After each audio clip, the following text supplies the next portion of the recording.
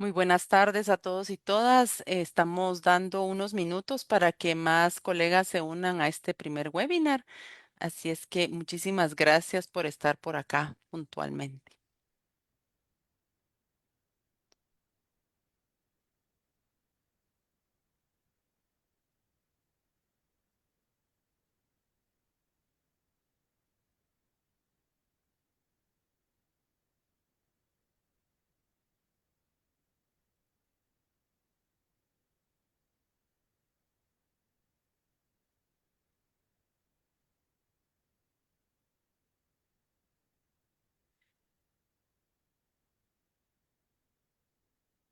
Bueno, vamos a dar comienzo a este primer webinar. Muy buenas tardes a todos y todas. En nombre de la red Evaluando, en asocio con el Departamento de Maestría en Desarrollo de la Universidad del Valle de Guatemala y de la Escuela de Trabajo Social de la Universidad Mariano Galvez de Guatemala, doy un saludo a los miembros del Consejo Académico de la Universidad del Valle de Guatemala y de la Universidad Mariano Galvez de Guatemala, a las y los integrantes de la red Evaluando, a los miembros de RELAC, Verapax y MECNOVA, y a los invitados especiales, docentes, estudiantes y público en general que nos acompaña. Mi nombre es Araceli Martínez, yo soy la directora del Departamento de la Maestría en Desarrollo de la Universidad del Valle de Guatemala, donde tenemos el posgrado en monitoreo y evaluación de proyectos sociales y otros tres posgrados que complementan los programas de maestría. Y la red Evaluando y las organizaciones aliadas se complacen en darles la más cordial bienvenida a este primer webinar de los Encuentros por la Evaluación. Este encuentro constituye un espacio para promover el debate público y dar rigurosidad al aprendizaje colectivo sobre iniciativas, estrategias y acciones encaminadas a incidir sobre intervenciones y sus resultados. Este webinar se realiza con nuestro reconocimiento a que nos encontramos en los territorios ancestrales de los pueblos Maya y Xinca y compartidos con los pueblos Ladino y Garífuna, los cuatro reconocidos en el artículo 66 de nuestra Constitución y en los acuerdos de 1995 sobre la identidad y derechos de los pueblos indígenas. Es un gusto darles la bienvenida. Les comento que estaremos compartiendo un enlace para interactuar entre nosotros, así es que en breve les mandaremos esto por el chat. Y a continuación tengo el gusto de presentar a la doctora Margret Cortés, coordinadora de la Red de Evaluando en Guatemala, quien nos dará unas palabras de bienvenida. Adelante, Margret. Muy bien, muchísimas gracias, Araceli. Y yo igual me sumo, ¿verdad? Para la red Evaluando es un verdadero honor darles la bienvenida a este primer webinar de los encuentros por la evaluación y una gran alegría también el poder contar con la presencia de cada uno, y de cada una de ustedes en esta tarde-noche. Su participación realmente confirma que la evaluación no es solo una herramienta técnica, sino que es una fuerza transformadora capaz de impulsar transparencia, aprendizajes colectivos y cambios sociales en nuestro país. Hoy nos reunimos desde distintos sectores y experiencias, convencidos que el diálogo y la reflexión compartida son el camino para construir soluciones que sean sostenibles. Les invitamos entonces a disfrutar de este evento, a inspirarse con las ideas que aquí se compartirán y a seguir siendo parte de la construcción de la cultura de la evaluación en Guatemala. Así de que sean todas y todos muy bienvenidos y bienvenidas. Muchísimas gracias. Muchas gracias, doctora Cortés. Como siguiente punto, vamos a dar inicio con unos comentarios del foro de Classroom que compartimos en el lanzamiento de abril. Este será moderado por la magíster María José de León, integrante de la red Evaluando. Bienvenida, magíster de León. Muchas gracias y buenas tardes a todos y todas. Para nosotros, como decía Margriet, es un gusto de tenerlos en este espacio. Yo les voy a compartir los comentarios que se hicieron en el Classroom en el periodo que se han tenido subidos unos videos. Y para los que nos acompañan por primera vez, ¿cómo funciona esto? ¿Verdad? El espacio que tenemos habilitado en Classroom es para, nosotros subimos videos acerca de los temas que se van a estar abordando en los webinars y hay un espacio para poder comentar acerca de estos videos. Y en estas semanas hemos tenido subidos videos que hablan acerca de la ética y la evaluación. Voy a compartir unas pequeñas diapositivas a modo de resumen para presentar lo que han comentado en este espacio de comentarios, ¿verdad?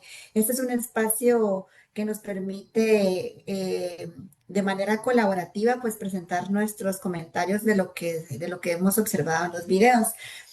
Y quiero comentarles que, bueno, en este primer ejercicio han sido bastante enriquecedor los comentarios que han hecho y por eso pues quisimos sintetizarlos y que lo pudiéramos compartir en este espacio.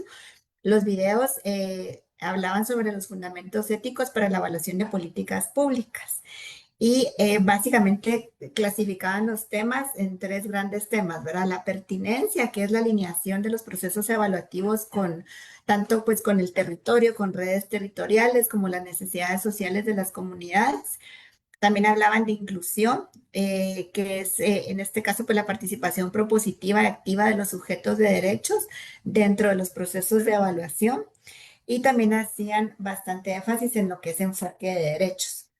Todos estos también temas los vamos a ver a profundidad con nuestra moderadora especialista el día de hoy.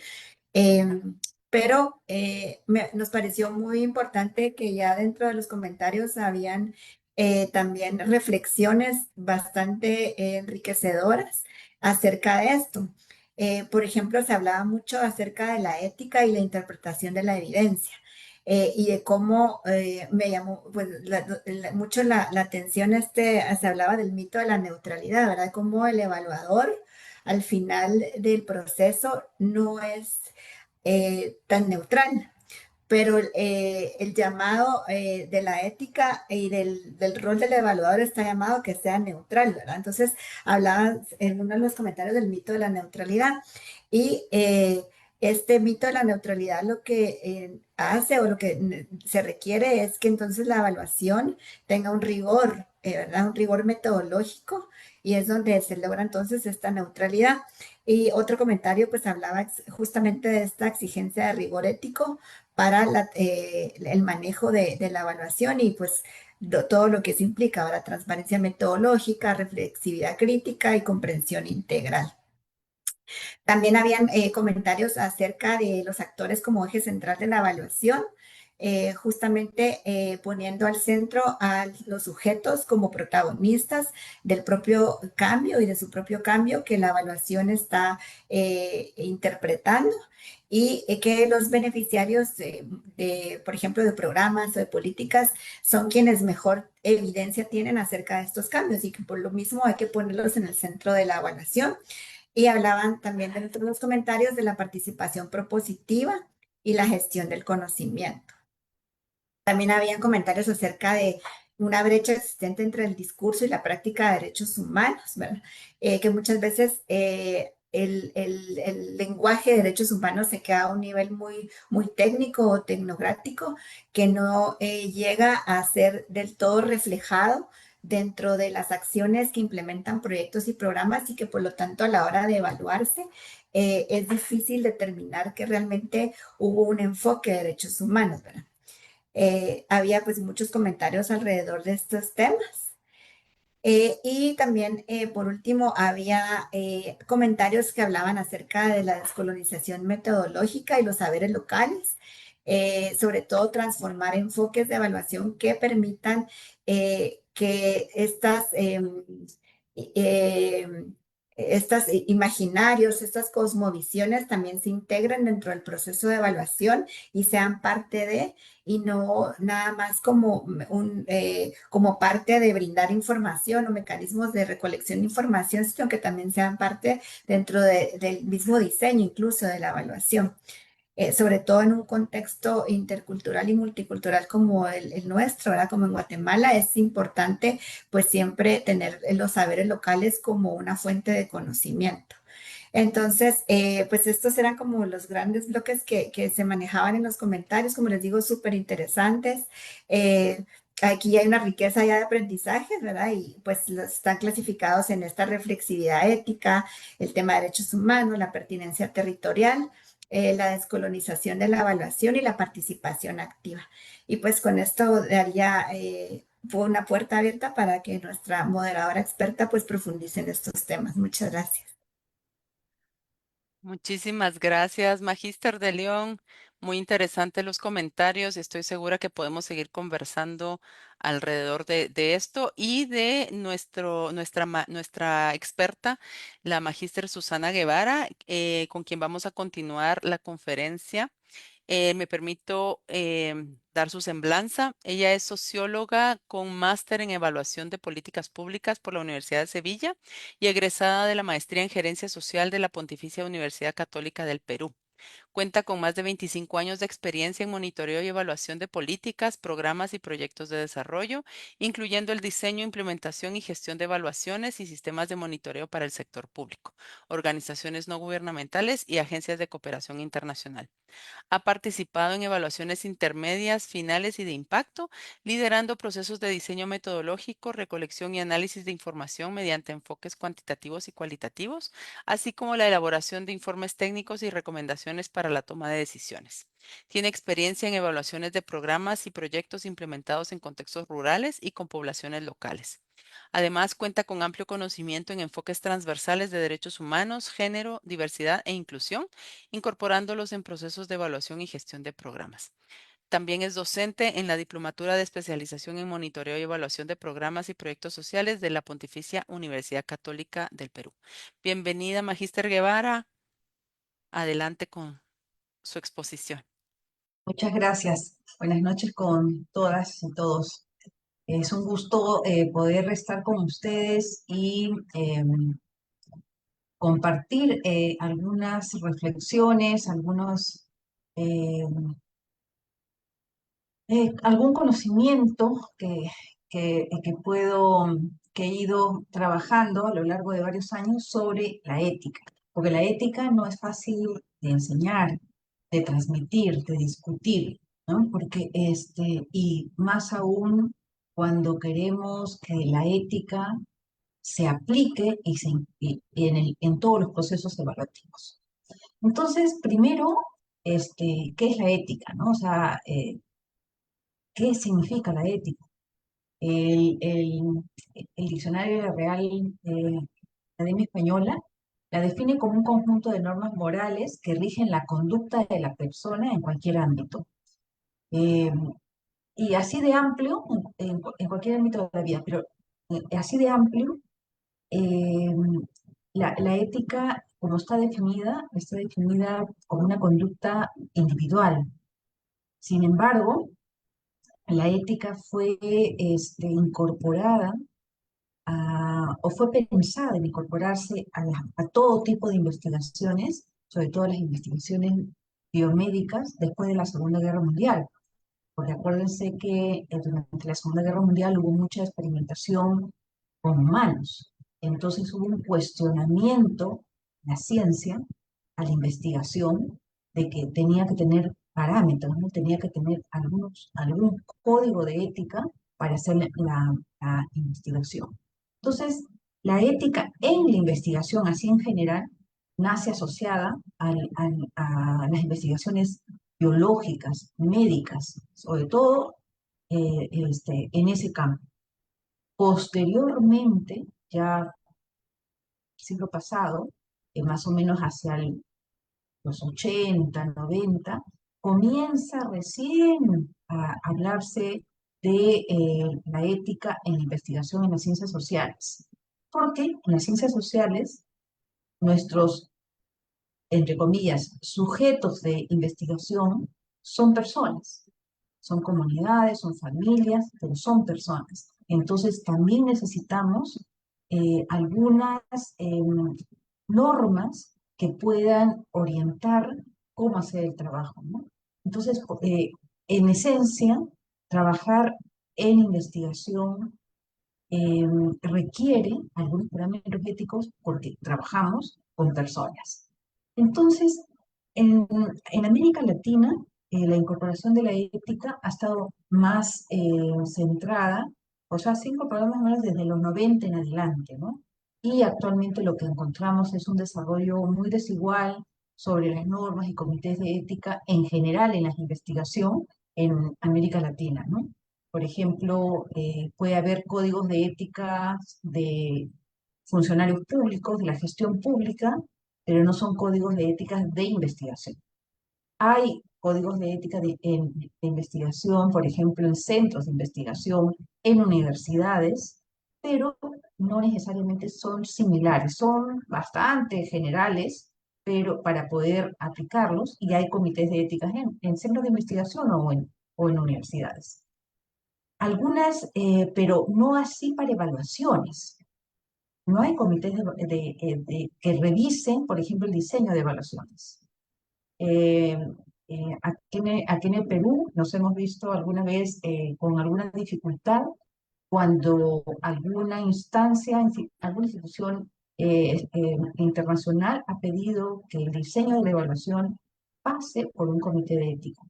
Entonces, buscar comités de ética que observan o que analizan la investigación es diferente al que pueda conocer lo que es una evaluación, ¿no? O sea, son miradas diferentes, pero existen en ese tipo. Algunas redes de evaluación, como por ejemplo la Red Latinoamericana de Evaluación, la Asociación Americana de Evaluación, la Sociedad Canadiense de Evaluación, han desarrollado competencias del evaluador, competencias técnicas, competencias individuales, etcétera, y allí nombran algunas competencias éticas del evaluador, por ejemplo, conductas éticas. Pero en general son aplicables. El gobierno de Canadá tiene un código de ética para los evaluadores y las Naciones Unidas, la UNED, que es eh, el Centro de Evaluación de Naciones Unidas, tiene eh, códigos de ética para los evaluadores, ¿no? Un poco para que prever cualquier tema ético durante la evaluación. Pero en el gobierno de Canadá sí son obligatorios aplicarlos, ¿no? Los otros se nombran, se dicen en los términos de referencia, pero no están constituidos como obligatorios. Existen tres principios éticos que son los básicos, y ustedes los van a ir reconociendo porque nosotros como evaluadores los aplicamos, pero son los principios que en todo código de ética se encuentran. Primero es el principio de beneficencia, y en ese principio de beneficencia el objetivo es no causar daño a las personas que participan en la evaluación, en una investigación. ¿Y qué implica? Protegerlos de cualquier daño. Por ejemplo, una persona víctima de violencia de género puede dañarse si es que nosotros la revictimizamos con una entrevista. Entonces la idea es justamente trabajar algunos protocolos o excluir a ciertas personas, por ejemplo, que hayan sufrido violencia muy cercanamente, qué sé yo, y no incorporarlos a la evaluación. No aprovecharse de la relación investigación-participante, porque de todas maneras se establece una relación que puede ser pensada, por ejemplo, un evaluador frente a un adolescente, hay como una relación de autoridad y puede llevar hasta cierta manipulación de la información o las respuestas que puede estar dando el adolescente. Buscar que la investigación genere beneficios, o sea, y en ese sentido, que los resultados que se obtengan de la evaluación se puedan aplicar y beneficien para el desarrollo del ámbito donde se está eh, interviniendo el proyecto o el programa evaluado, ¿no? Evaluar que los beneficios sean mayores que los riesgos, también, o sea, uno busca no dañar a las personas. El principio de respeto a la dignidad humana lo que intenta es centrarse en el respeto de las personas, en su autonomía y en sus decisiones. Y esto implica que la participación es voluntaria. Entonces, nosotros no podemos obligar a nadie a que participen en una evaluación, a que contesten una encuesta, a que participen en un grupo focal o en una entrevista. No podemos, porque la participación es voluntaria. El derecho a retirarse en cualquier momento. Si las personas se sienten incómodas, no quieren contestar más, tienen el derecho de salir en cualquier momento del información clara sobre el estudio o evaluación y el consentimiento informado. Cuando uno recolecta información, tiene que explicar a las personas cuál es el objetivo de la evaluación, qué se hace, quién la está financiando, eh, qué se va a hacer con los resultados, qué se va a hacer con la evaluación de la información. Y generalmente toda esta información se traduce en un consentimiento. Y por último, el principio de justicia, cuyo objetivo es garantizar un trato justo y equitativo. Y acá implica varias cosas. La selección de participantes sin discriminación. O sea, todos tienen derecho a participar y todos y todas las voces tienen que estar incluidas en una evaluación. Y siempre buscar la diversidad de las voces es lo que nos va a enriquecer justamente el, el- la evaluación, lo que están transmitiendo las personas que han participado, que están participando. El trato respetuoso y sin prejuicios, el cumplimiento de compromisos asumidos y la protección de la privacidad y el anonimato. En los compromisos asumidos está, por ejemplo, y acá viene toda una discusión ética o no ética, por ejemplo, de la retribución de pasajes o de refrigerios o de cualquier compensación que uno puede hacer por contestar una encuesta, por darnos el tiempo de una entrevista, por desplazarse hacia un grupo focal. Ahí hay discusiones en pro y en contra, si son beneficiosos o no, porque las personas pueden movilizarse porque están motivadas por un incentivo o no, es toda una discusión. Entonces, se tiene que tener bien claro desde el comienzo qué se retribuye, qué se reconoce como un gasto y que no se entienda que se está pagando para que ellos nos digan lo que nosotros queremos escuchar. Y en cuanto a la privacidad y el anonimato, se refiere a justamente el respeto a las personas en el sentido de que o sea, toda la información es anónima, se tiene que recoger anónima, se tiene que procesar de manera anónima, es confidencial, solamente el uso de las bases de datos, de todas las entrevistas, los audios, los videos, son de uso exclusivo del equipo de evaluación. Estos principios así generales que se aplican en las investigaciones se tratan de incorporar o deberían de estar incorporados en la práctica evaluativa. Cuando estos principios no orientan la evaluación, lo que producen son desigualdades, porque algunas personas asumen más riesgos, como por ejemplo lo que le decía, una persona que víctima de violencia de género tiene más riesgo, por ejemplo, de terminar afectada que una persona que no ha tenido esa experiencia. Yo siempre pongo un caso en una entrevista en profundidad. Una persona, estábamos haciendo justamente evaluando un proyecto de trata de personas, contra la trata de personas, y la persona, la madre de familia de una de las víctimas, comenzó a llorar desconsoladamente. Entonces, eh, eh, uno se cuestiona, ¿no? Por una evaluación, tú abres una herida, después tienes que darle contención para que cierres herida y tú cierres la entrevista y puedas retirarte. No es que, ya terminé la entrevista y me voy, porque esa persona ha quedado herida, ha quedado conmocionada al transmitir un recuerdo, al transmitir una situación de la hija o el hijo que está en una situación de violencia. Otras personas, por ejemplo, pueden perder capacidad de decisión o quedan excluidas, como por ejemplo, si es que la persona, el evaluador, no mira o no observa las diferencias que pueden haber en una población, solamente puede estar incluyendo digamos, si un programa se orienta hacia familias, solamente familias entendidas como papá, mamá e hijos, pero no mira las diferencias de las diferentes familias, padres solas, padres solos, parejas de un solo sexo, con hijos, sin hijos, mayores, jóvenes. Entonces todas esas diversidades que pueden haber alrededor del concepto de familia. Si yo tengo sesgo, puedo excluir. Entonces quedan excluidas justamente de las evaluaciones y no aportan eh, información que puede enriquecer justamente esa mirada más comprensiva de una situación, ¿no? Entonces la ética, y me gustó mucho el título de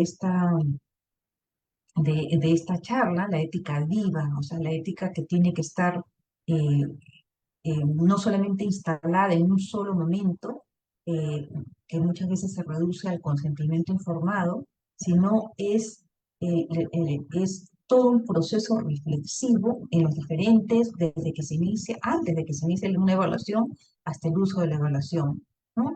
De tal manera que las evaluaciones no reproduzcan desigualdades, porque vamos a ver más adelante cómo al no aplicar la ética se puede reproducir desigualdades y justamente la evaluación se orienta a mirar un momento de una intervención para su mejora, para su réplica, para corregir lo que no está bien, para buscar mejor los impactos, ¿no? Eh, eh, Acuérdense siempre que los que trabajamos en evaluación estamos trabajando dentro de lo que es el desarrollo. Todos estamos buscando un bien mayor, estamos buscando el desarrollo de nuestros países, la paz, la seguridad, qué sé yo. Y no solamente la evaluación es un momento técnico, metodológico de recojo de datos. Hay algo que hace unos años una persona que trabaja en monitoreo me manifestó. Estábamos en un taller, estábamos en un ejercicio y estábamos reflexionando acerca de prácticas de monitoreo y evaluación, pensando en algunas personas que ya estaban como retirándose de una institución, se estaban jubilando y querían transmitir sus mejores prácticas, ¿no? Entonces veía una persona que estaba un poco apartada, joven, una persona bien joven, de unos 22, 23 años, y yo me acerco y le pregunto y comienzo a conversar y me dijo, a mí no me interesan estas cosas porque a mí me han contratado para que yo genere datos, punto. Entonces yo me quedé, o sea, ya, porque en realidad uno siempre, así proceses datos, los datos, el análisis de los datos están orientados hacia algo mayor, no es una cosa mecánica, saco los datos y ese es mi monitoreo, no, saco los datos, los analizo los datos, doy propuestas y recomendaciones para una mejora, ¿no? Entonces, la ética no se limita a un cumplimiento de normas o protocolos, y como decía, muchas veces las evaluaciones reducen la ética al momento del consentimiento informado, sino es en todo el proceso evaluativo, ¿no? Una manera de reflexionar durante todo ese proceso evaluativo. Y como les decía, por ejemplo, desde antes de realizar una evaluación, una pregunta, por ejemplo, ¿quién define qué es importante evaluar? Casi siempre alguien toma la decisión, vamos a realizar una evaluación en tal momento y este es el objetivo. Entonces, desde una mirada de arriba abajo, o sea, hay otras maneras de trabajar de abajo hacia arriba, ¿no? Con la propia población, hacer más participativamente una reflexión de cómo podemos, en qué momento, cómo estamos y qué podemos mejorar para plantear una evaluación. Entonces, ¿quiénes, por ejemplo, participan en la evaluación y quiénes están excluidos? Hay algunos términos de referencia que he visto que te señalan hasta la muestra, los grupos focales, a quiénes vas a hacer y a nadie más. Entonces, y tú te pones a pensar, si está tan establecido las encuestas, los grupos focales, estoy dejando a otros que atrás. estoy excluyendo. Déjame a mí que yo pueda mirar un poco más amplio, ¿no? ¿Cómo se van a utilizar los resultados? También es un tema ético, ¿no? Simplemente va a ser un informe que lo voy a archivar y no va a causar ningún impacto, o simplemente nosotros como institución vamos a generar y aprender de esa evaluación, pero no va a aportar a ninguna de a ningún cambio importante donde se implemente el programa o el proyecto que se está haciendo evaluado, ¿no? Está beneficiando a todas las personas, a todas las instituciones, a todos los actores de los proyectos, o solamente a la institución que pide la evaluación y hace un check, ya una evaluación eh, más. Entonces, y eso es parte del uso. ¿Qué hago con esa evaluación? Algunas instituciones tienen cientos de evaluaciones hechas. Y yo me pregunto, todo ese conocimiento generado, ¿cómo se ha trasladado a otras instituciones, a la población? ¿Cómo se ha generado un conocimiento social que pueda mejorar justamente y reducir las desigualdades? Y que no se quede solamente en un conocimiento orientado a un caso, que es una evaluación de algún programa, un proyecto, una política, eh, a un informe y a unas recomendaciones específicas. Entonces, la ética no es un requisito administrativo, sino es una práctica de respeto, de diálogo, de transparencia, de responsabilidad hacia las personas y las comunidades involucradas en los programas, proyectos o políticas que nosotros evaluamos.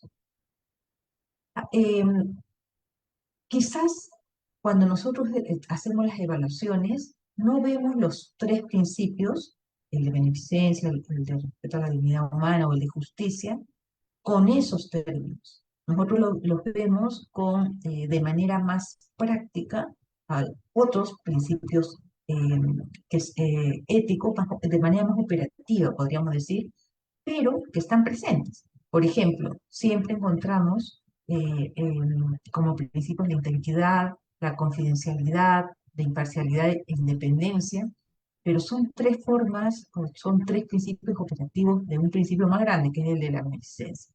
¿Y qué me dice la integridad? Y eso ya está aplicándose a la evaluación, se aplica.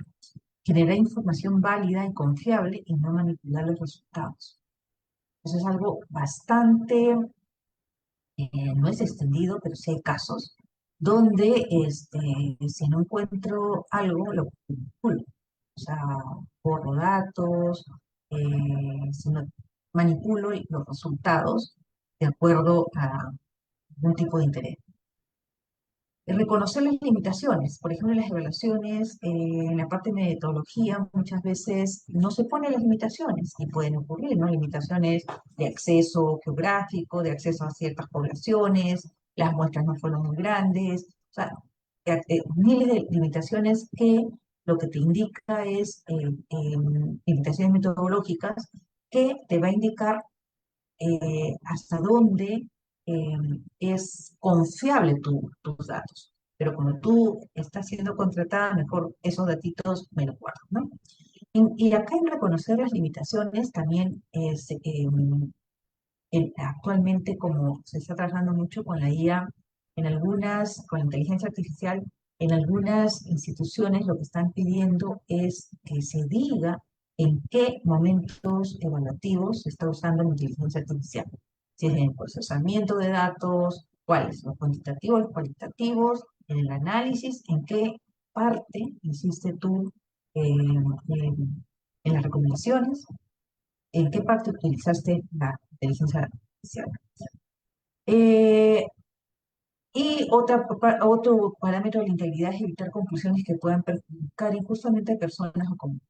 O sea, siempre hay que dar recomendaciones en conclusiones de recomendaciones que pueden ser más generalizables, no apuntando a situaciones específicas que puedan ser perjudicadas, ¿no? Una información con información falsa o sesgada puede generar decisiones equivocadas y producir daños.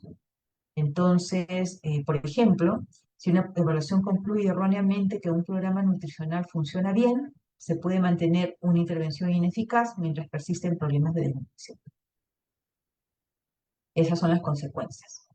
La confidencialidad significa proteger la identidad de las personas, el uso responsable de la información y el recuerdo de testimonios e imágenes. Y protección de identidad significa, por ejemplo, codificar nombres, codificar situaciones específicas que puedan ser reconocidos.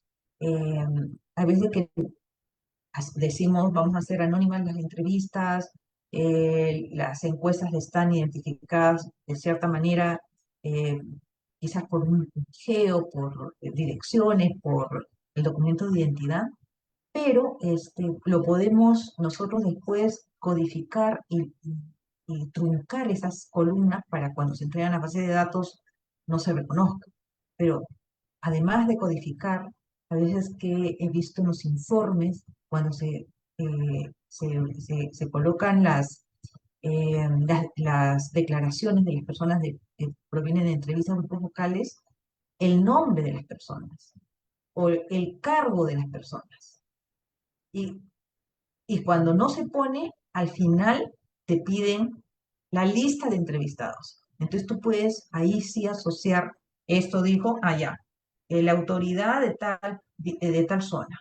Tú vas al lugar, a ver quién es la autoridad, la única autoridad entrevistada es tal persona. Entonces asocias.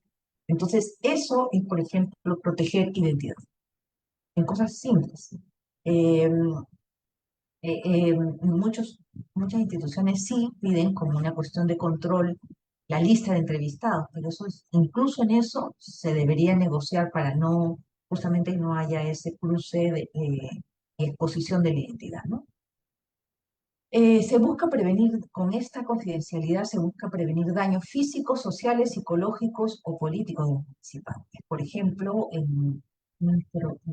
aquí es un ejemplo sobre violencia de género, protege la identidad de los participantes para evitar represalias. Por ejemplo, hace la entrevista que no esté presente la pareja, o en una evaluación de algunos proyectos donde hay cultivo, por ejemplo, de café y cacao, en zonas de producción de coca, de hoja de coca, es ahí, por ejemplo, para evitar justamente que una persona pueda ser expuesta afirmando algo que después le pueda llevar a que pueda exponer su vida, que puede decir, oye, algo que alguien lo pueda tomar a mal. Se trabaja no en grupos vocales, quizás en entrevistas, y puede ser talleres participativos más amplios, donde una voz se anonimice en el grupo más grande, ¿no?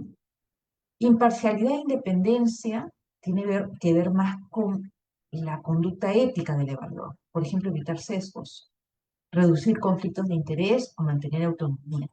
Y acá lo que se evita son factores externos que puedan llevar luego a tomar decisiones que perjudican a la población, ¿no? Por ejemplo, no ocultar que una intervención está perjudicando a ciertos grupos vulnerables. O si tengo algún conflicto de interés, eh, soy, practico una religión ultraconservadora y voy a tener una mirada quizás bastante crítica desde mi posición, desde mi religión, por ejemplo, a una intervención que trabaje en, digamos, aborto en adolescentes con mujeres que han tenido violencia sexual o que estén trabajando con grupos de LGTBI. Entonces, ahí hay conflictos de interés. O algo más, menos entreverado, sino más simple, que yo haya participado en el diseño de la política, del programa o proyecto que yo estoy evaluando, que se va a evaluar, y luego que yo participe en la evaluación. Allí hay un conflicto de interés porque ¿cómo voy a evaluar algo que yo he elaborado? Mi posición crítica va a estar permeada justamente por ese conflicto de interés, ¿no? Em, Eh, con respecto al respeto de la dignidad humana, acá también son tres principios más operativos que los vemos siempre en las evaluaciones. El consentimiento informado, por ejemplo, que vuelvo a repetir, que tiene que ver con la participación voluntaria, el derecho a retirarse, la información suficiente de qué cosa estoy haciendo para que puedan decidir acepto o no acepto participar, y a lo que va es reconocer que las personas son autónomas y pueden decidir. Por ejemplo, una persona decide no participar en una entrevista y se decide, se respeta esa decisión y se señala además que se respeta y no va a tener ningún tipo de represalia, ¿no? Transparencia, por ejemplo, explicar los objetivos, qué métodos se van a utilizar, cómo se van a comunicar en la evaluación y para qué se va a hacer, cómo se va a usar esos resultados, porque las personas tienen derecho a saber cómo se va a utilizar la información que proporcionan. ¿Qué van a hacer, señorita? ¿Qué van a hacer con lo que yo le estoy diciendo? ¿No? O sea, tienen derecho para saber qué cosa se va a hacer. Por ejemplo, decir quién financia la evaluación y para qué van a ser usados los resultados es un acto de transparencia hacia las comunidades, ¿no? Y respecto a los saberes situados, que tiene que ver más con el reconocimiento de los conocimientos locales, el reconocimiento de valorar las experiencias de vida, considerar los contextos culturales, ¿no? Nuestro país, nuestra región que tiene una riqueza cultural enorme y, y grupos indígenas en toda América Latina, no tener, por ejemplo, un reconocimiento a esos contextos culturales y que todas nuestras intervenciones están allí, interviniendo en ese contexto, es obviar alguna situación, ¿no? Y esto tiene que ver con que las personas eh, producen conocimiento y no solamente son fuentes de datos. Las personas no solamente son fuente de información, también tienen un conocimiento que los evaluadores tenemos que saber recoger. Nuestro conocimiento y nuestra experiencia no es superior a la de la población, a las comunidades. Las comunidades tienen algo que decir, tienen mucho conocimiento que nos tienen que transmitir. En esta parte de estos contextos culturales, también tiene que ver, por ejemplo, con las diversidades, diversidad de género, la diversidad étnica, la diversidad generacional. Entonces, hay diferencias en las miradas, en los enfoques, en la forma como se ve la vida y que deberíamos de tener toda esta, estas, este conocimiento justamente desde la población para poder nosotros analizar. Un ejemplo de recoger ese conocimiento es que las comunidades participen en la interpretación de los hallazgos. En unas prácticas que yo he realizado y hemos practicado con algunos evaluadores, por ejemplo, ha sido trasladar los hallazgos iniciales de la evaluación, tratar de explicar las situaciones y luego proporcionar recomendaciones. Entonces han sido recomendaciones co-creadas y no solamente desde el punto de vista del que evalúa, sino de todos los actores que intervienen en el programa o en el proyecto. Y finalmente, el principio de justicia, ¿cómo se traduce? En la pluralidad, en la imparcialidad e independencia y también en los saberes y todo que acá está más establecido, ¿no? Por ejemplo, en la pluralidad es incorporar múltiples perspectivas y eso es al inicio de una evaluación, uno tiene que hacer un mapa de actores. ¿Quiénes son? ¿Dónde están? ¿Y cuál es su rol respecto a la evaluación para tener justamente las diferentes perspectivas de lo que se está evaluando, ¿no? Incluir a todos, especialmente a los grupos más excluidos, reconocer la diversidad cultural y territorial, ¿no? Se busca que todos tengan la oportunidad de participar y ser escuchados. Por ejemplo, incluir mujeres, jóvenes, pueblos indígenas, personas con discapacidad en una evaluación de acuerdo a la intervención que tengan, ¿no? La imparcialidad e independencia acá tiene que ver con conducta ética también de los evaluadores. Evitar favorecer intereses de grupos poderosos, o sea, por ejemplo, hacer las recomendaciones de acuerdo a lo que le gustaría escuchar al que me está pagando, ¿no? o dar el mismo valor a las distintas voces, no decir, ah, estos son los técnicos, esas son las mujeres rurales, entonces le hago caso más a ellos que a ellas, ¿no? Entonces, y tiene que ver con la equidad en, en todos los momentos para poder equiparar las distintas voces, ¿no? Ejemplo, no privilegiar únicamente la opinión de autoridades o los que financian, ¿no? Y los saberes situados, además de reconocer que hay múltiples formas de conocimiento que emanan de la, de la, de las comunidades y de las personas, eh, es valorar la evidencia que producen las comunidades, ¿no? eh, Se combaten las desigualdades en la producción de conocimiento. Entonces, acá, como ejemplo, considerar los conocimientos de los agricultores locales al evaluar un programa agrícola, ¿no? Este, que puede ser, no sé, pues, en este ejemplo yo llevo mi técnica o mi tecnología agrícola y los agricultores tienen su voz, tienen su conocimiento si funciona, no funciona, si va a dar resultados, si se puede aplicar, si el conocimiento local es mejor que el otro, ¿no? Entonces, una evaluación ética protege a las personas, reconoce sus conocimientos, escucha diversas voces, genera evidencia rigurosa y utiliza los resultados para promover aprendizajes, equidad y justicia social. Entonces, un comparativo muy simple, ¿no? De una evaluación poco ética, por ejemplo, solamente cuando extrae información de la población.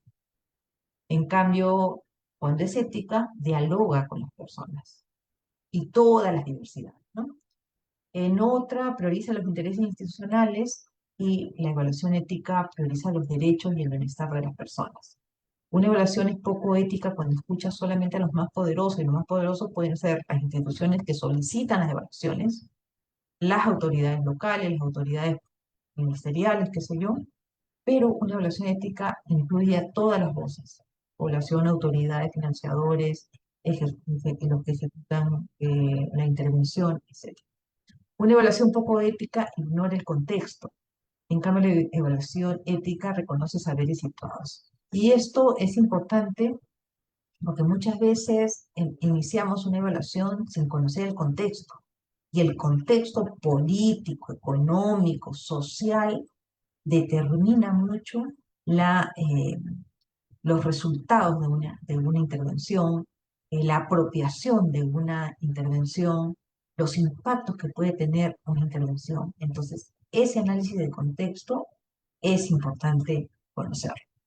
Eh, una evaluación poco ética puede reproducir desigualdades por todo lo que les he mencionado, en cambio una evaluación ética busca transformarlas. Y eso tiene que ver eh, con desde cómo, por ejemplo, en el diseño puedo seleccionar el enfoque de evaluación hasta cómo uso los resultados. Entonces, esos principios éticos ya aplicados en los diferentes momentos, aquí he seleccionado 4 momentos, en los diferentes momentos también va llevando a que los evaluadores vayan tomando decisiones que pueden ser éticas o no éticas. Por ejemplo, si yo quiero evaluar un programa de reducción de la pobreza solo con métodos cuantitativos.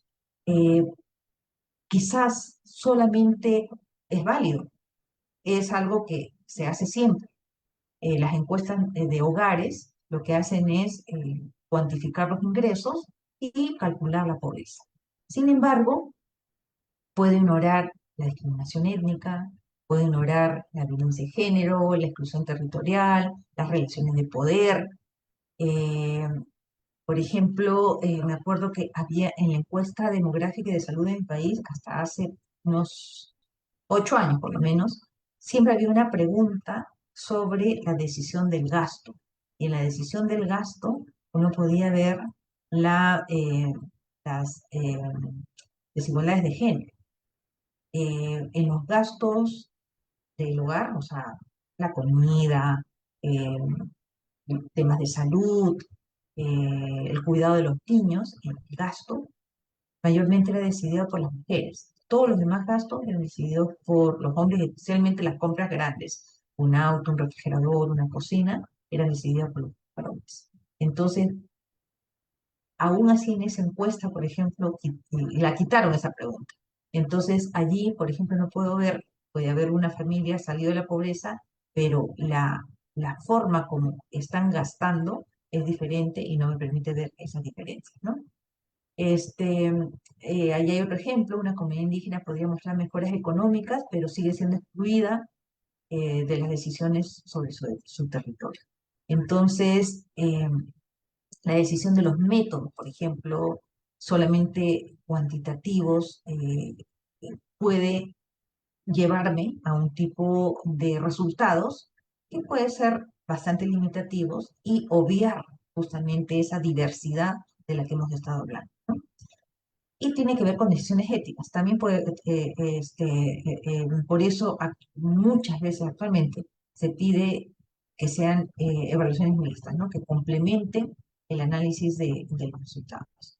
En la recolección de datos también uno tiende en todas estas etapas uno toma decisiones.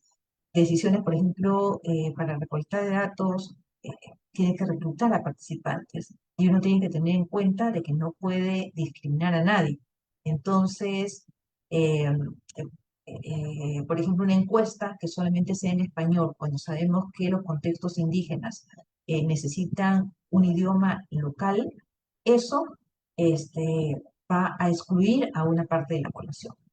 O si solamente, otro ejemplo muy común es que las encuestas, lugares, por ejemplo, tomen en la encuesta al jefe de familia y se considere que el jefe de familia, como está en masculino el nombre jefe de familia, solamente son los hombres. Y las mujeres quedan excluidas como jefas de familia, ¿no?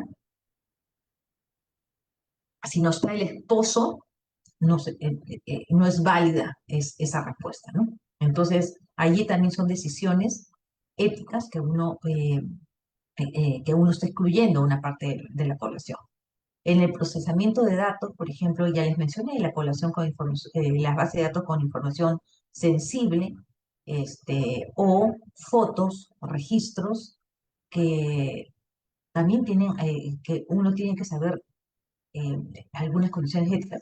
Nosotros vamos a los lugares y comenzamos a tomar fotos por todos sitios, pero no pedimos permiso.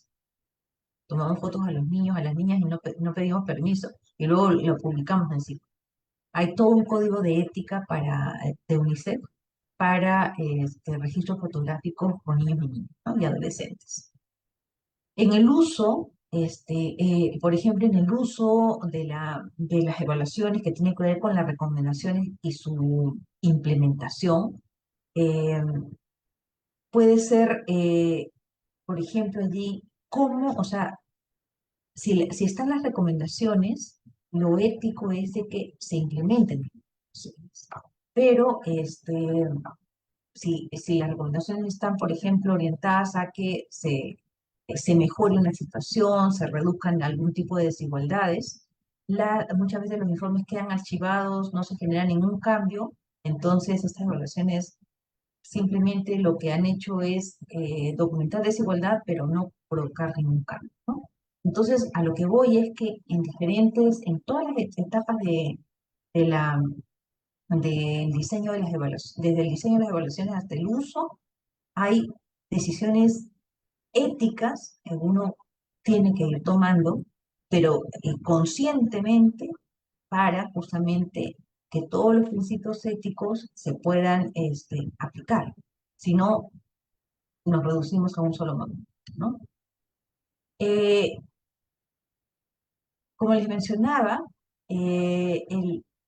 busqué los códigos de ética de algunas instituciones y no tienen, no hay, de evaluadores, ¿no? Busqué la AEA, que es la Asociación Americana de Evaluación, la canadiense y la latinoamericana, cuando definen competencias, allí hablan de conductas éticas del evaluador, ¿no?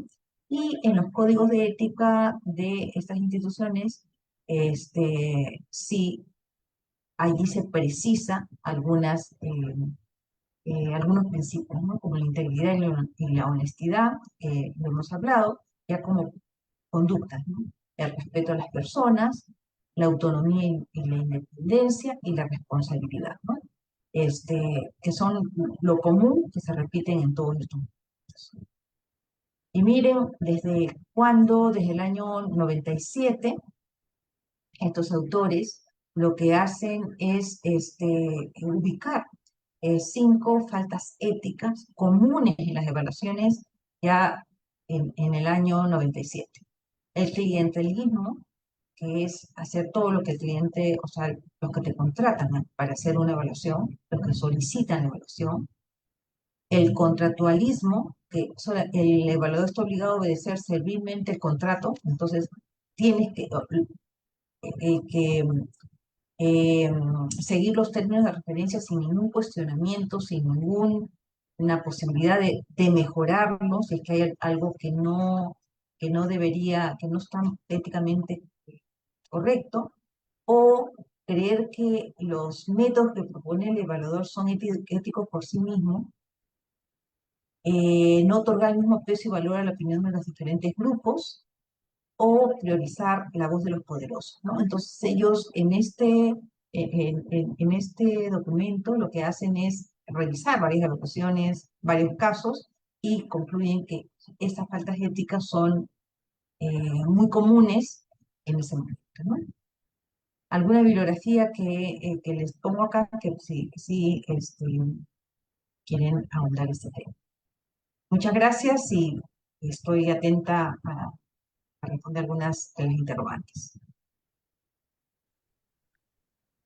Muchísimas gracias, Magíster. Qué interesante todo lo que nos comparte. Creo que vamos a continuar con preguntas del público porque amerita mucho la discusión, así es que por favor nos pueden abrir los micrófonos y damos un espacio aquí para preguntas.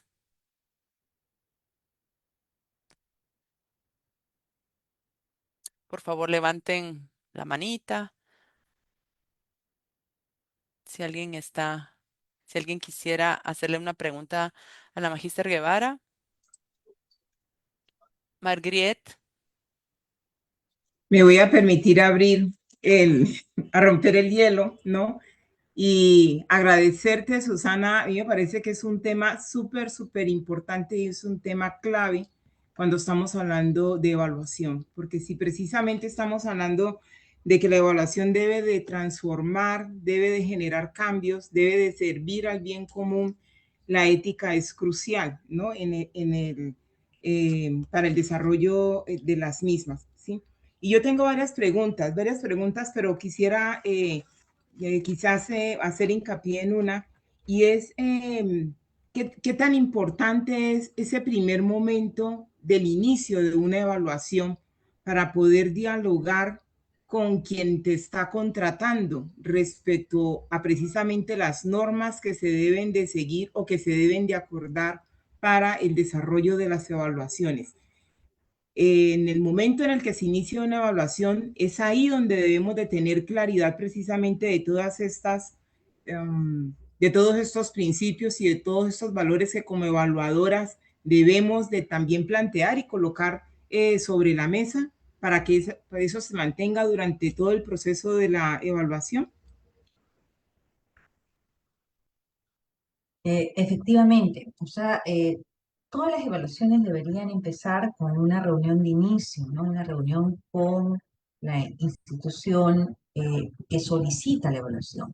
No solamente para aclarar, por ejemplo, las preguntas de evaluación, las necesidades de la evaluación, que muchas veces no se plasman muy bien en los términos de referencia o hay algún tipo de contradicción, sino también para establecer estos parámetros éticos, ¿no? Por ejemplo, si a veces que piden producto después del trabajo de campo, todas las grabaciones, todas las encuestas hechas, todas las fotos, o sea, todo lo que han recogido y la lista de entrevistados. Entonces, allí podrías ponerlo, ¿no? O sea, ¿sabes qué? ¿Cómo le dices tú a las personas, oye, voy a respetar tu anonimato, va a ser confidencial, nadie va a saber, y ahí nomás terminando entregas todo?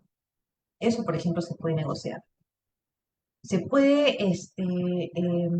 se puede establecer con los que gestionan el proyecto, el programa, por ejemplo, quiénes son sus beneficiarios, quiénes son la población que está participando, ¿no? Cómo están sus bases de datos, están, qué sé yo, desagregadas por sexo, por edades, qué sé yo, que te ayuden a ti mirar la diversidad de la población. Y si no lo tienen, tú tener una alternativa, ver cómo tú puedes recoger la diversidad de las voces, ¿no? Justamente antes de empezar, yo estaba viendo unos términos de referencia de una evaluación que se lo iba a poner justamente como ejemplo.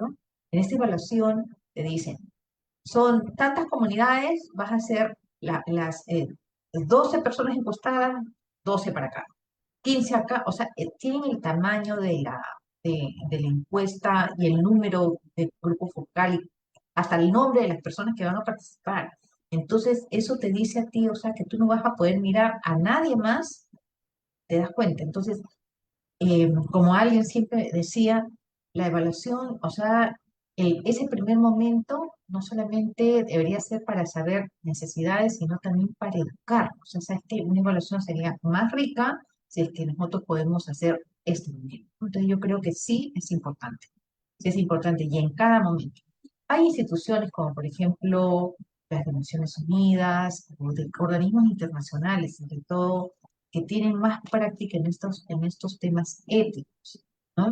Tienen sus códigos de ética, tienen eh, bastante establecidos y antes de que tú los propongas, ellos ya te los están mencionando, ¿no? Pero también se les puede, se puede presentar algún caso que sí es importante conversar. Muchísimas Muchas gracias, Susana. gracias, Susana. No sé si alguien más o si prefieren escribir también sus preguntas o comentarios, pueden utilizar el chat. No sé si habrá alguien más que quisiera hacer alguna pregunta aquí en este foro. Si no, vamos a tener más espacios también de interacción, no se preocupen, que la idea es también que dialoguemos en estos encuentros.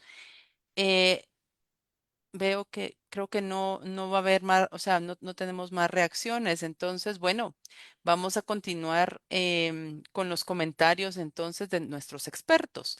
Vamos a comenzar con Ángela Contreras de Verapax. Adelante, Ángela.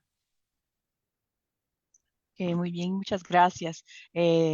Susana, muchísimas gracias por preparar el terreno para hacernos pensar, reflexionar sobre el tema tan importante, tan necesario de tomar conciencia dentro de nuestras prácticas de evaluación. Em, me, hay mucho que yo quisiera poder compartir en cuanto a reflexiones, pero creo que me voy a enfocar en algo que dijiste que yo estoy 100% de acuerdo y es la realidad de que hacer evaluación ética, ser un evaluador ético, no es un requisito legal, no es algo que te lo exija la práctica o la profesión en la mayoría de contextos donde nosotros trabajamos o trabajemos, pero eso no impide que no lo integremos como parte de nuestra manera de entender y practicar la evaluación. Entonces eso me queda muy claro, como que siempre tener consciente en que no porque sea requisito, que no es un requisito, no lo tengamos que tomar muy en cuenta y planificar. Me hablabas también de, al final, recuerdo 4 momentos de la evaluación donde nos ponías donde se debe reflexionar sobre los principios de éticos y me hiciste pensar bastante en el trabajo que yo hago, que en Verapax trabajamos mucho en capacitar personas de las comunidades originarias, indígenas, afrodescendientes, que suelen ser quienes han sido evaluados o investigados, que suelen ser parte de comunidades sobreevaluadas o sobreinvestigadas. Y hay un movimiento con el que soy parte que tiene mucho interés en revitalizar y valorar los saberes originales, ancestrales.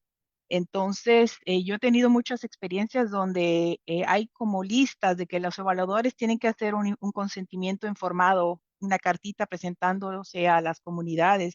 Y lo que hemos aprendido es que muchas veces hay la buena voluntad de los evaluadores, las evaluadoras de hacer las cosas éticas, pero no hay necesariamente como guías, ejemplos o herramientas que te puedan ayudar a cómo hacerlo, cómo lo han hecho otros, cómo lo han resuelto otros. El caso que yo he tenido más vivo ha sido con organizaciones de las que me contratan, que creen que entienden la carta de consentimiento informado como una cosa que se hace al principio de establecer la relación. Yo he encontrado que es importante recordar y educarnos todos de que el consentimiento informado debe ser continuo y constante, que debes chequear a lo largo de, por ejemplo, una reunión de entrevista al comienzo, al menos al medio y al final, para asegurarte que la persona recuerda que lo que está diciendo es parte de un proceso, que tiene derechos y que el evaluador, la evaluadora, la persona que recoge los datos tiene responsabilidades también. Em, Otra cosa que quisiera comentar, y es porque me compete por ser miembro activa de la Sociedad Canadiense de Evaluadores, donde soy acreditada, y ese hecho, eso que decía, no hay una ley que nos exige a los evaluadores que practicamos y somos miembros de la sociedad en Canadá, no nos exige hacer éticos y no nos dice exactamente cómo, pero para ser acreditado tú tienes que presentar un portafolio donde des casos, donde ejemplifiques y expliques cómo resolviste una situación que tiene que ver con ética. Eso es para entrar en la comunidad de evaluadores acreditados. Y lo mismo, como no hay una ley que lo te diga, bueno, lo estás haciendo constantemente, cada 3 años tú tienes que recertificarte y volver a presentar casos donde demuestres que entiendes y que practicas tu profesión de manera ética. Entonces, va a ese sentimiento de que mucho es autorregularnos, mucho es regular a nuestros colegas y compañeros en recordar esos principios. Y ya para finalizar, creo que basado en lo que estoy viendo aquí de la comunidad que nos está acompañando esta tarde, me gustaría recomendar unos recursos de lecturas posteriores que nos hablan de cómo, a pesar de, por ejemplo, las sociedades de evaluaciones no requieren prácticas éticas, hay comunidades originarias, indígenas y afrodescendientes que han creado sus propios lineamientos éticos. En Canadá tenemos el OCAP, que es una herramienta que exige que evaluadores y evaluadoras que trabajan con comunidades indígenas eh, hagan un plan y manejo de riesgos y expliquen las estrategias que van a tener para apegarse a estos lineamientos que se llama OCAP. Lo pondré ahí en el chat de referencia. Pues sí, como dije, hay mucho que tú nos inspiraste a pensar y a reflexionar y por ahí me voy a quedar en estos comentarios y respuestas. Muchísimas gracias. Muchísimas gracias, Ángela. Muy interesante tus puntos. Vamos a continuar con Paul Villarroel de Megnova. Adelante, Paul. Gracias, Araceli. Perdón que no tengo cámara disponible. Primero, agradecer a Susana porque muy interesante la charla, lo que nos ha expuesto desde su experiencia también y que motiva a que reflexionemos un poco sobre el tema de la ética, asociado también al video y a la síntesis que nos hacía María José. Em, Hay dos puntos que me venían a reflexión, uno más relacionado con la parte práctica, vinculado un poco a mi experiencia, y el otro un poco más estructural. En cuanto a la práctica, me venía a la mente la pregunta si la evaluación depende del contexto. Perdón, la ética depende del contexto en la evaluación. Y obviamente la respuesta es que sí, pero no de los principios, desde los principios éticos pensado de que los principios éticos son universales quizás, ¿no? Se comparten, pero sí desde la aplicación de la ética, ¿no? Desde la aplicación de los protocolos.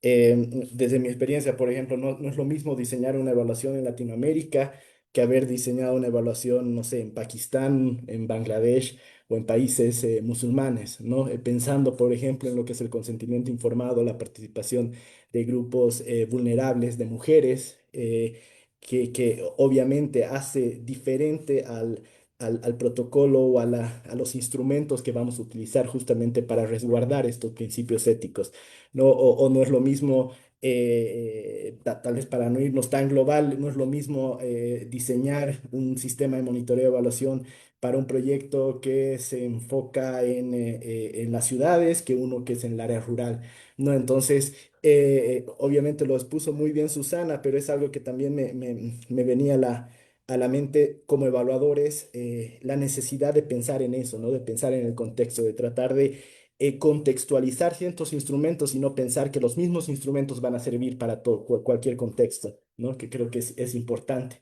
Esto un poco desde la parte más operativa, digamos, de un evaluador. Y la parte más reflexiva, un poco más estructural, digamos, de lo que es la ética, em, es pensando en en la relación que hay en la ética y el enfoque de utilización de la evaluación. Lo mencionó Susana también cuando hablábamos del uso y la relación que había entre la ética y el uso de la evaluación.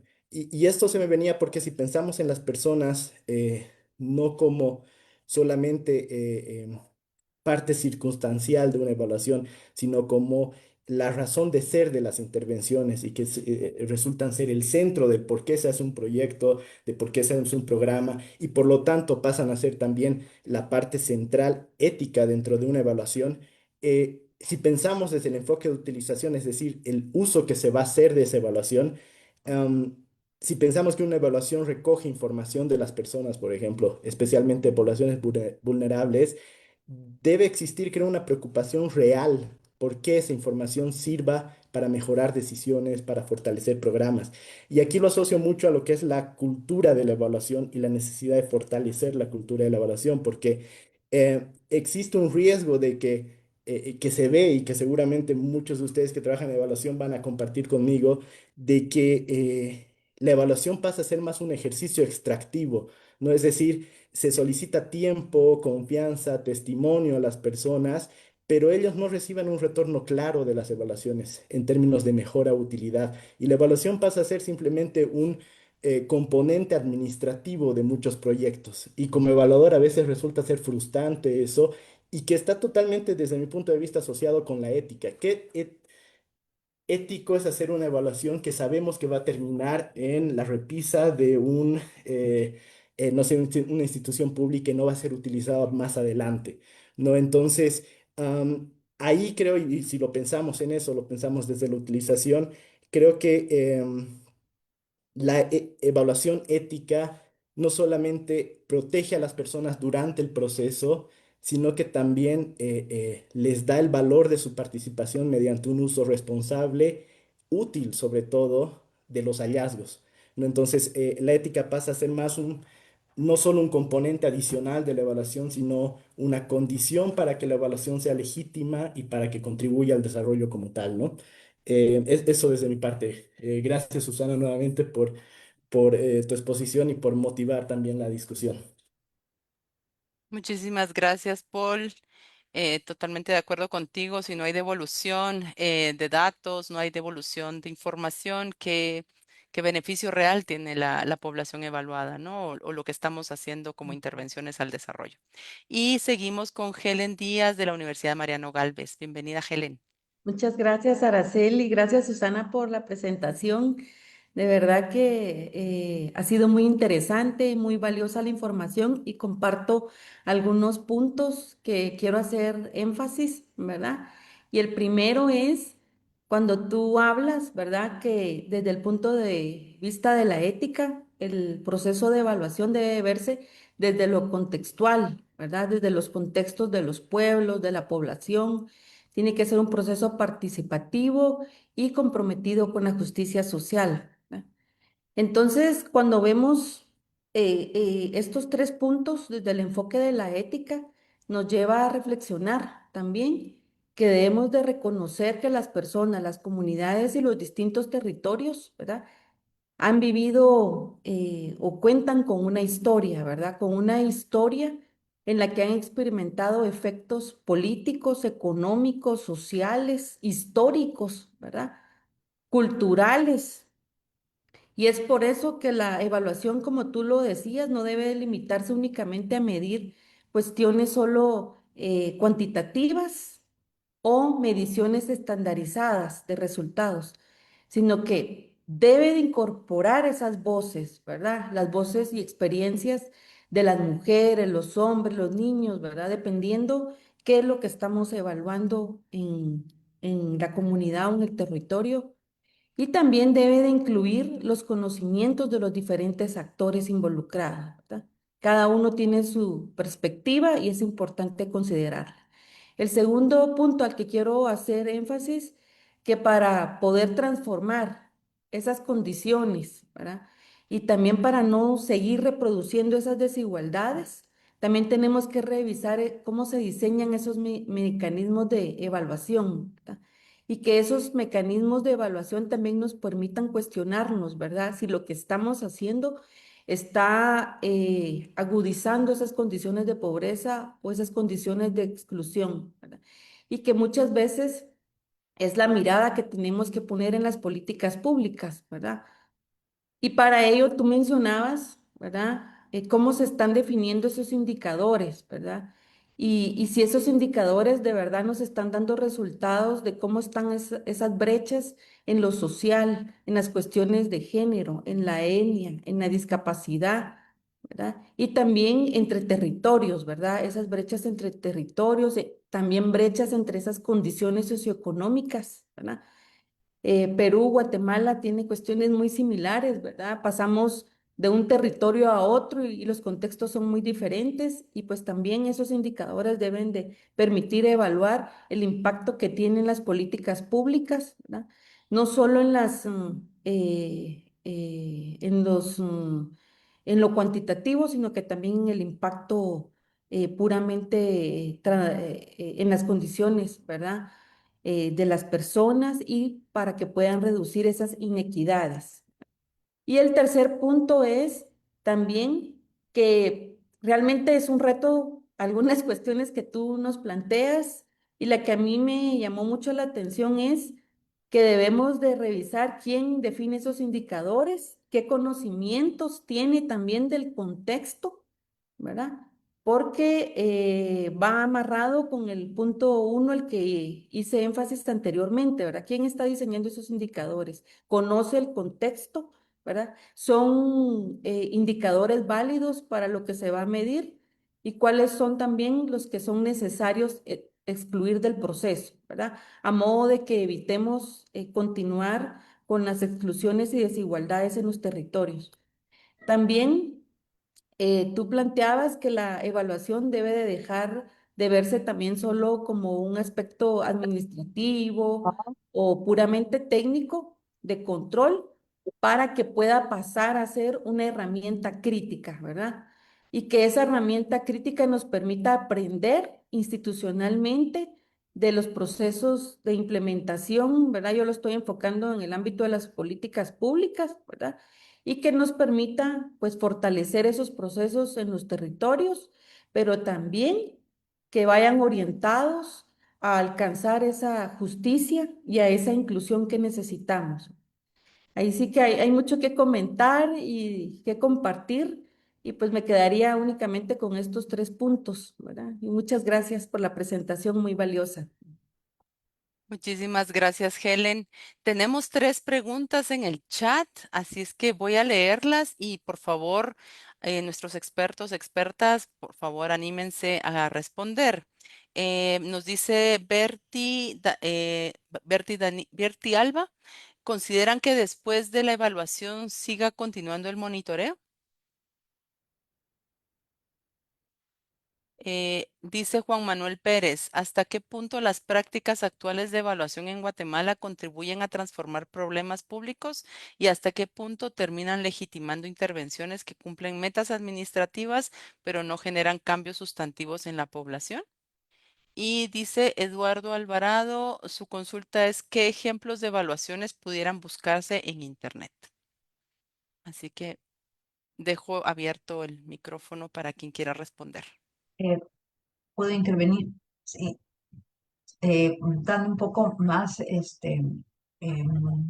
no tanto de Guatemala, pero sí te podría dar ejemplos de cuáles, por ejemplo, algunas evaluaciones que no son evaluaciones, este, mantienen un estatus o cambia nada. Por ejemplo, aquí en el Perú hay unas supuestas evaluaciones de políticas públicas anuales, pero que son un listado de indicadores y al costado suben o bajan, suben o bajan, suben o bajan, sin ninguna explicación y sin ninguna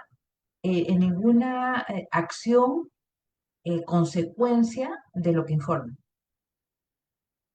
Esa es una evaluación totalmente, o sea, para mí no es una evaluación, pero digamos que para estas instituciones públicas son evaluaciones y no son nada éticas, ¿no?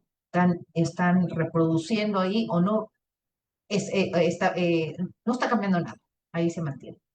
Otro ejemplo que te puedo dar es hace 12 años, en el año 2012, cuando se crea el Ministerio de Desarrollo e Inclusión Social. La primera evaluación que se hizo de impacto, y recuerdo que una de las personas de la Red Peruana de Evaluación era en ese momento el director de evaluación, lideró esa evaluación, era para cerrar un programa alimentario, que era compra de alimentos y entrega de alimentos a ollas comunes, comedores, y que dio paso a una corrupción total a nivel de municipalidades. Se tuvo como 20 años ese programa y no tuvo ningún efecto en la desnutrición crónica. Nada, se cerró. Está la evaluación publicada, qué sé yo, no sé cuánto. Eh, ¿Cuántos? 14 años después, este año, una de las candidatas a la presidencia ha mencionado que lo va a volver a abrir, por ejemplo. Allí va a reproducir, no solamente, allí había, además de corrupción, las desigualdades se van a reproducir enormemente porque ese programa no bajó la desnutrición en 20 años, nada, ¿no? Eso es otro ejemplo. Y un comentario chiquito nada más de lo que mencionas en esa tercera pregunta, ¿hacer monitoreo después de la evaluación? Depende del momento de la evaluación. Por ejemplo, si es una evaluación intermedia, a ver, las evaluaciones se hacen respondiendo algunas preguntas de evaluación y algunas veces las preguntas de evaluación también están orientadas a que se pueda analizar los sistemas de monitoreo del programa, del proyecto, la política. Entonces, sí, si es una versión intermedia y uno va dando recomendaciones, sí, debería mejorarse ese sistema de monitoreo, ¿no? Y si es una evaluación final, dependiendo de qué es, porque si es un programa público, una política pública que va a tener continuidad, se puede tomar las recomendaciones y mejorar el monitoreo. Si es una evaluación final de un proyecto porque está terminando, ahí no tendría sentido, ¿no? Porque está terminando, ya no se va a hacer más monitoreo, ¿no? Eso para contestar. Ajá. En el internet, o sea, ¿dónde puedes buscar evaluaciones? Por ejemplo, si entras a UNEG, que es el Sistema de Naciones Unidas orientado a evaluaciones, ellos tienen una base de datos enorme de evaluación, por países, por temas, qué sé yo. El Banco Mundial, el BID, tienen áreas de evaluación, OIT, por ejemplo, tienen UNICEF, los organismos internacionales tienen bases de datos en la nube, y tú puedes buscar todo tipo de evaluaciones. Gracias. Muchísimas gracias, Susana, por estas explicaciones. Ya no tenemos más aquí preguntas, pero sí tenemos un espacio para que compartamos por escrito. Entonces, aquí Ángela nos ha compartido un link de Menti para que podamos interactuar. Hay una pregunta Bueno, no sé, Ángela, si quieres compartir el QR, por si acaso alguien de ustedes está mejor en un celular y puede y prefiere escribir por allí. Tenemos una pregunta, aquí tenemos el QR y tenemos una pregunta que queremos, o sea, que queremos que ustedes también participen, ¿verdad? ¿Cómo puede la evaluación convertirse en una práctica ética que no reproduzca desigualdades, sino que abra espacios seguros y democráticos? Entonces, les invitamos a que en estos minutos pues puedan poner ahí sus comentarios, nos puedan responder pues con sus ideas, sus experiencias en este Menti que estamos compartiendo. No sé, Ángela, si quieres dar alguna instrucción más.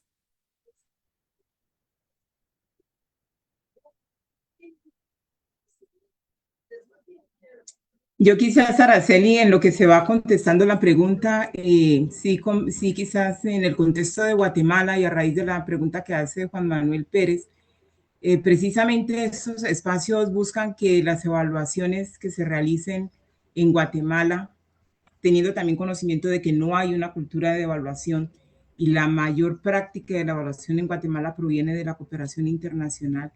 Esos espacios precisamente lo que buscan es que, uno, que se hagan evaluaciones y dos, que esas evaluaciones permitan la transformación de los problemas públicos. Y yo creo que es ahí donde tenemos ese gran reto y donde todos los actores que conformamos el ecosistema de la evaluación tengamos alguna parte en esto, ¿no? Porque no podemos decir que esto es solo responsabilidad del gobierno, sino que todos debemos ser parte en esto. Y creo que el tema de la ética y su importancia también contribuye precisamente a garantizar que se usen las evaluaciones y que se usen para la transformación de esos problemas públicos. O sea, yo creo que ahí es donde está también esa riqueza de la utilidad para que las evaluaciones pues no terminen en un cajón, no terminen siendo un informe técnico muy bonito, sino que realmente contribuyan. Y miren que el uso de las evaluaciones también no es solamente el uso que la entidad que contrata le puede dar, sino también el que ha participado de una intervención le puede dar uso de esos resultados y esos hallazgos. Entonces creo que ahí tenemos un gran reto y precisamente estos espacios pues abren, digamos, como que este diálogo para poder generar este conocimiento y esta conciencia, ¿no? De la importancia que tiene la evaluación. Muchísimas gracias, Margriet, por complementar la respuesta. Susana nos está compartiendo varios links de bases de datos que mencionó, de OIT, del Banco Mundial, etcétera, para que puedan descargar y pues revisar estos bancos de datos para temas de evaluación. Y aquí vamos teniendo ya algunas respuestas. Entonces, Ángela, si quisieras tú comentar lo que vamos Ujú. teniendo. Sí, ¿sí me escuchas? Sí. Ok. Bueno, hemos querido realmente responder a comentarios que nos hicieron del webinario pasado y hacer estas sesiones bastante lo más posible interactivas y participativas. Entonces, bien, qué bonito, aquí tenemos ya las contribuciones de todos ustedes que han estado con nosotros por esta hora y media. La pregunta que les propusimos para reflexión participativa es cómo puede la evaluación convertirse en una práctica ética que no reproduzca desigualdades, sino que abra espacios seguros y democráticos. Entonces, pues cada quien responde según su experiencia, su de vida y su ubicación, el lugar desde donde trabaja o de su ocupación. Les voy a leer algunas de las respuestas que nos han estado entrando. Em, eh, Todo pues está a propósito hecho de manera anónima para que se sientan motivados a entrar y participar. Aquí alguien nos dice, bueno, es importante hacer respuesta es siendo justos y que se logre beneficios. Creo que responde bastante a lo que Susana en su ponencia nos compartió. También nos dicen que cuando reconocen las diferentes realidades y necesidades de las personas, evitando comparaciones injustas, promoviendo la participación equitativa y segura. Voy a leer una más que está por acá. Esta dice normar los principios de evaluación como parte integral del ejercicio profesional. Seguimos aquí, solo les voy a dar un panorama. Este Menti sigue abierto por 3 días más, así que si guardan por favor el enlace en su computadora, en sus celulares, los invitamos muy cordialmente a que sigan entrando sus respuestas. Pueden responder más de una vez. No sé si alguien más del panel o del grupo quisiera leer lo que hemos estado recibiendo.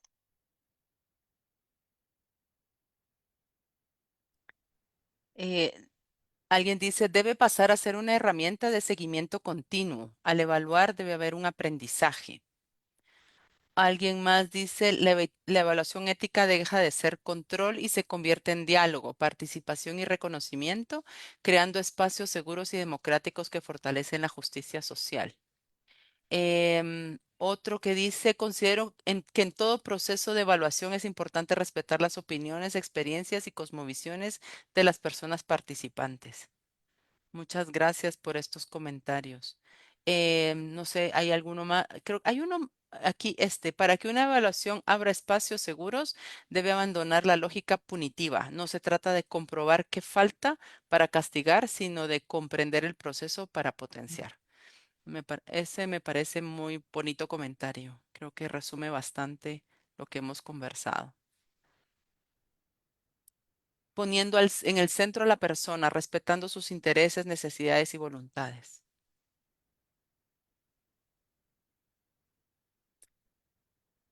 Genial. Tenemos podríamos seguir conversando muchísimo al respecto. Yo creo que se nos acaba un poco el tiempo, tampoco queremos extendernos mucho más, pero como dijo Ángela, este Mentimeter está abierto por 3 días más, así es que si se les ocurre algo más, lo pueden lo pueden incluir en estos comentarios que siempre pueden retomarse en el siguiente webinar que vamos a tener en julio. Entonces, para finalizar, tengo el gusto de darle la palabra a Margriet Cortés, coordinadora de la Red Evaluando en Guatemala, quien nos compartirá unas palabras de cierre. Bienvenida, doctora Cortés. Aquí estamos. Muchísimas gracias. La verdad es que súper emocionada de que este primer webinar haya sido de mucho interés. Muchísimas gracias a la magíster Susana Guevara. Susana, como te decimos pues, cariñosamente, de verdad que este webinar con este tema, iniciar este webinar con este tema, me parece que ha sido súper fundamental, porque también nos sitúa a todos los evaluadores, tanto emergentes, las personas que están interesadas también en evaluación del compromiso y de la responsabilidad que se asume cuando se desarrolla una evaluación. Creo que ha sido súper clave y en ese sentido pues te damos infinitas gracias por cada uno de esos aportes que tú nos has permitido compartir el día de hoy, que nos has facilitado el día de hoy.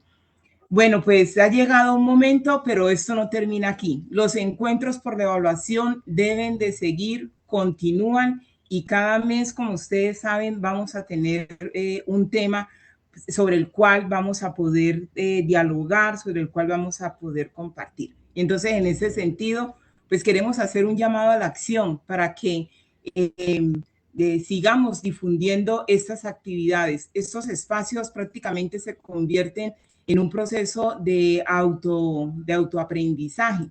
Entonces, en ese sentido, una de las primeras acciones que queremos trasladarles a ustedes es que puedan compartir con sus pares y con sus colegas, porque la cultura de la evaluación se crea así, con el boca a boca, diciendo, trasladando las cosas que se han dicho, que se han hablado, que se han reflexionado en espacios como este.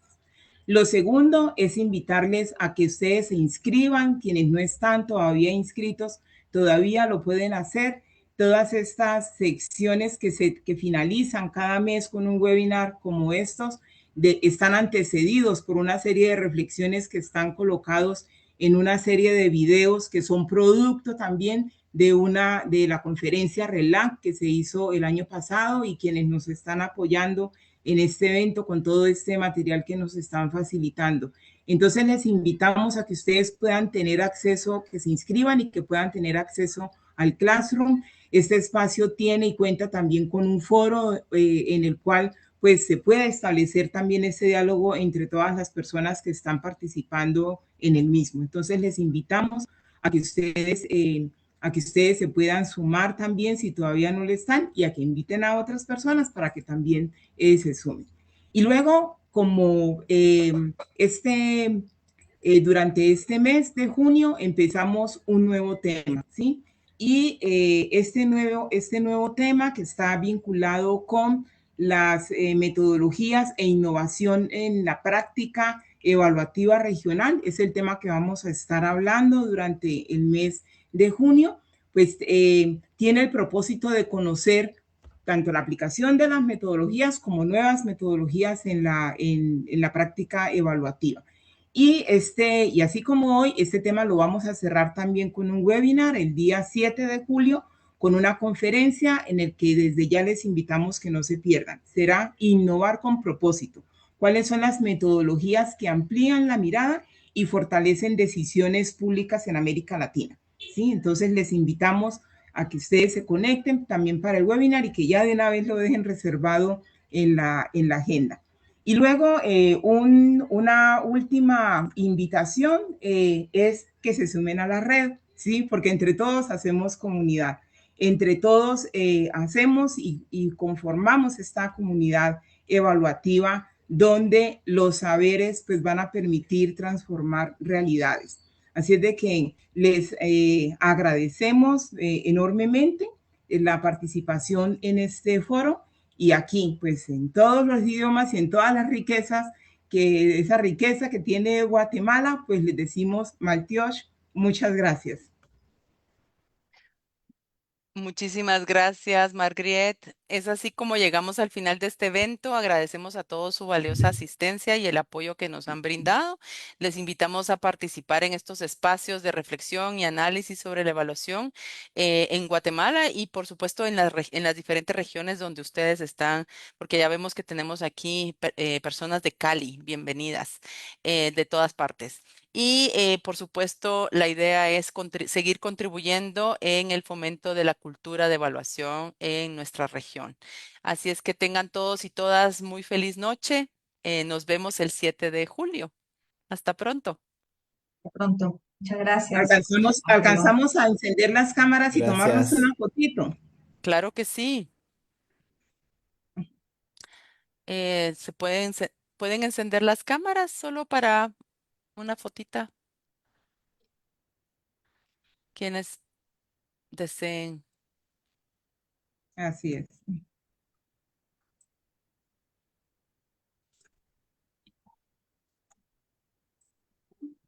Hay que hacerla en varios momentos, ¿verdad?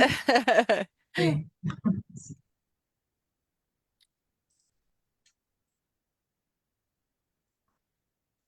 Muchas gracias por su anuencia. Muchas gracias. Muchísimas gracias por Y gracias Gracias a acompañarnos. siempre. ustedes.